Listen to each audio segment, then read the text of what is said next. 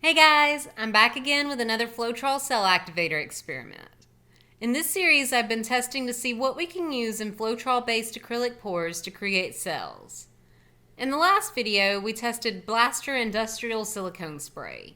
Today, we have Blaster MultiMax Spray. Even though they're the same brand, they produced wildly different results. So let's check it out.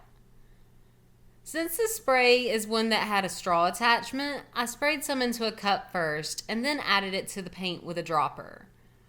I'm using a mix of about 90% Floetrol and 10% GAC 800 for my pouring medium. The colors I chose are Liquitex Basics in Cadmium Yellow Light Hue, Pyrrole Red, and Ultramarine Blue. The base is Amsterdam and Titanium White. The red, yellow, and blue all have 2 drops of the additive mixed in. The Blaster MultiMax spray created some beautiful cells. It wasn't nearly as active as the industrial silicone spray, but the dry results were fantastic.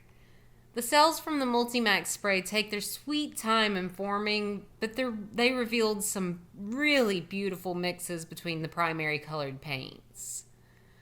I think I would like to test this one out in an open cup pour next time. This is the 11th additive that we've tested in this series. I have 16 total to share with you.